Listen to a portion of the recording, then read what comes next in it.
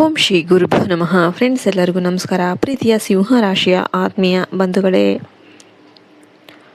ರಾಶಿಚಕ್ರದ ರಾಜ ಸಿಂಹ ಸದೃಶ ವ್ಯಕ್ತಿತ್ವ ಮತ್ತು ಅಪ್ರತಿಮ ನಾಯಕತ್ವದ ಗುಣಕ್ಕೆ ಹೆಸರಾದ ರಾಶಿ ಅದು ಸಿಂಹ ರಾಶಿ.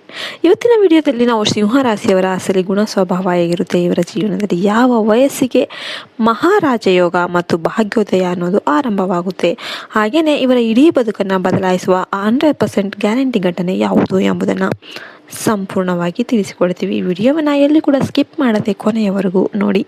ನಮ್ಮ ಚಾನಲನ್ನು ಸಬ್ಸ್ಕ್ರೈಬ್ ಮಾಡಿಲ್ಲ ಅಂದರೆ ಈಗಲೇ ಸಬ್ಸ್ಕ್ರೈಬ್ ಮಾಡ್ಕೊಳ್ಳಿ. ಪಕ್ಕದಲ್ಲಿರುವ ಬೆಲ್ಲೈಕನ್ನು ಪ್ರೆಸ್ ಮಾಡಿ. ವಿಡಿಯೋಗೊಂದು ಲೈಕ್ ಕೊಟ್ಟು ಜೈ ಶ್ರೀರಾಮ್ ಅಂತ ಕಮೆಂಟ್ ಮಾಡೋದನ್ನು ಮರಿಬೇಡಿ. ಕಾಡಿಗೆ ಸಿಂಹ ಹೇಗೆ ರಾಜನೋ ಸಮಾಜಕ್ಕೆ ಇವರು ಹಾಗೆ ರಾಜ.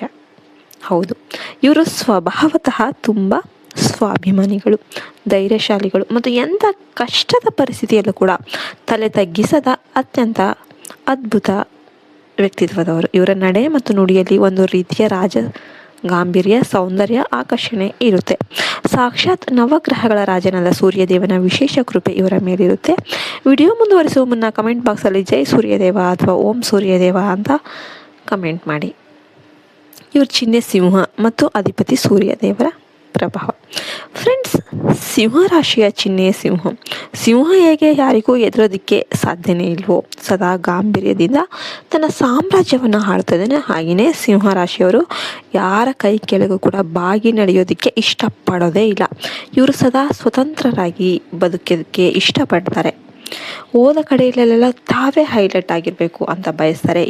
ಈ ರಾಶಿಯ ಅಧಿಪತಿ ಗ್ರಹ ಆತ್ಮಕಾರಕ ಹಾಗೂ ಜಗತ್ತಿಗೆ ಬೆಳಕು ಕೊಡುವ ಸೂರ್ಯದೇವ. ಸೂರ್ಯನ ಪ್ರಭಾವ ಇವರ ಮೇಲಿರೋದ್ರಿಂದ ಇವರಿಗೆ ಹುಟ್ಟಿನಿಂದಲೇ ತೇಜಸ್ಸು, ಕೀರ್ತಿ, ಸತ್ಯದ ಹಾದಿಯಲ್ಲಿ ನಡೆಯುವ ಛಲ ಮತ್ತು ಇತರರನ್ನು ಮುನ್ನಡೆಸುವ ನಾಯಕತ್ವದ ಗುಣ, ಲೀಡರ್ಶಿಪ್ ಕ್ವಾಲಿಟಿ ಅನ್ನೋದು ರಕ್ತದಲ್ಲೇ ಬರುತ್ತೆ. ಇವರು ಅನ್ಯಾಯವನ್ನು ಕಂಡರೆ ಸಿಂಹದಂತೆ ಗರ್ಜಿಸ್ತಾರೆ. ಸಿಂಹ ರಾಶಿಯವರು ಅಗ್ನಿತತ್ವದ ರಾಶಿ ಆದ್ದರಿಂದ ಇವರಲ್ಲಿ ಅಗಾಧವಾದ ಎನರ್ಜಿ, ಉತ್ಸಾಹ ಮತ್ತು ಆವೇಶ ಇರುತ್ತೆ. ಇವರು ಅಂದುಕೊಂಡ ಕೆಲಸವನ್ನು ಮುಗಿಸುವವರೆಗೂ ಕೂಡ ವಿಶ್ರಮಿಸೋದಿಲ್ಲ. ಇವರು ದೊಡ್ಡ ಗುಣ ಎಂದರೆ ಉದಾರತನ. ಸಹಾಯ ಅಂತ ಬಂದವರಿಗೆ ಇವರು ತಮ್ಮ ಕೈಲಾದದನ್ನು ಮೀರಿ ಸಹಾಯ ಮಾಡ್ತಾರೆ. ಆದರೆ ಇವರ ಸ್ವಾಭಿಮಾನಕ್ಕೆ ಸಣ್ಣ ಧಕ್ಕೆ ಬಂದರೂ ಕೂಡ ಇವರು ಅದನ್ನು ಸಹಿಸೋದಿಲ್ಲ. ಪ್ರೀತಿ, ಸ್ನೇಹ ಮತ್ತು ಉದಾರ ಹೃದಯದ ರಹಸ್ಯ. ಸಾಮಾನ್ಯವಾಗಿ ಸಿಂಹ ರಾಶಿಯವರನ್ನು ಜನ ತುಂಬ ಅಹಂಕಾರಿಗಳು, ಇವರಿಗೆ ಈಗೋ ಜಾಸ್ತಿ ಅಂತ ತಪ್ಪಾಗಿ ತಿಳಿತಾರೆ. ಆದರೆ ಅದು ದುರಹಂಕಾರವಲ್ಲ ಫ್ರೆಂಡ್ಸ್, ಅದು ಅವರ ಆತ್ಮಗೌರವ. ವಾಸ್ತವದಲ್ಲಿ ಸಿಂಹ ರಾಶಿಯವರದ್ದು ಕರಗುವ ಚಿನ್ನದಂತಹ ಹೃದಯ. ಸ್ನೇಹದ ವಿಚಾರಕ್ಕೆ ಬಂದರೆ ಇವರು ತಮ್ಮ ಸ್ನೇಹಿತರ ಬಳಗದ ರಾಜನಂತೆ ಇರ್ತಾರೆ. ಇವರ ಜೊತೆ ಇದ್ದರೆ ಒಂದು ರೀತಿಯ ಸೆಕ್ಯೂರಿಟಿ ಸಿಕ್ಕಂತೆ ಭಾಸವಾಗುತ್ತೆ. ಸ್ನೇಹಿತನಿಗಾಗಿ ಇಡೀ ಜಗತ್ತನ್ನೇ ಎದುರು ಹಾಕಿಕೊಳ್ಳದ ಒಂದು ಧೀರ ಸ್ವಭಾವದವರು ಇವರು ಆಗಿರ್ತಾರೆ. ಇನ್ನು ಪ್ರೀತಿ ಮತ್ತು ವೈವಾಹಿಕ ಜೀವನಕ್ಕೆ ಬಂದರೆ ಇವರು ಅತ್ಯಂತ ರೊಮ್ಯಾಂಟಿಕ್ ಮತ್ತು ನಿಷ್ಠಾವಂತ ಸಂಗಾತಿಗಳು. ಇವರು ಪ್ರೀತಿಯಲ್ಲಿ ಕದ್ದಾಟ ಮುಚ್ಚಾಟವನ್ನು ಇಷ್ಟಪಡೋದಿಲ್ಲ. ಪ್ರೀತಿಸಿದಕ್ಕೆ ಪ್ರಪಂಚವೇ ಸಾರಿಯೇ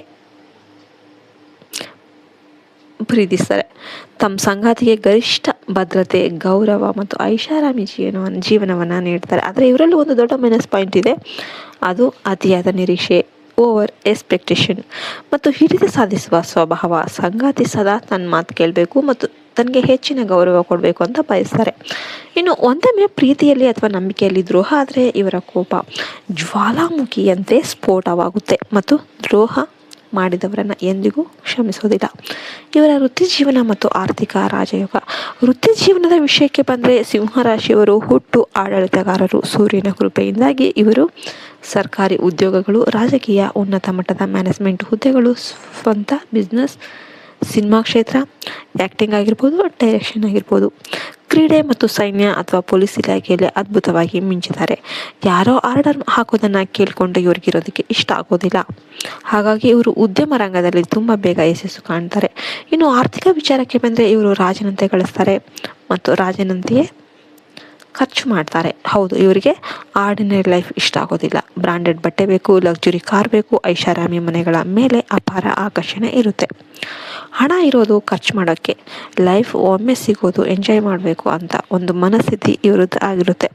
ಜೊತೆಗೆ ಬೇರೆಯವರಿಗೆ ಸಹಾಯ ಮಾಡುವ ಮತ್ತು ಗುಣನೂ ಇರುತ್ತೆ ಮತ್ತು ಪಾರ್ಟಿ ಹಬ್ಬಗಳಿಗಾಗಿ ತುಂಬಾ ಕೈ ತುಂಬ ಹಣ ಖರ್ಚು ಮಾಡ್ತಾರೆ.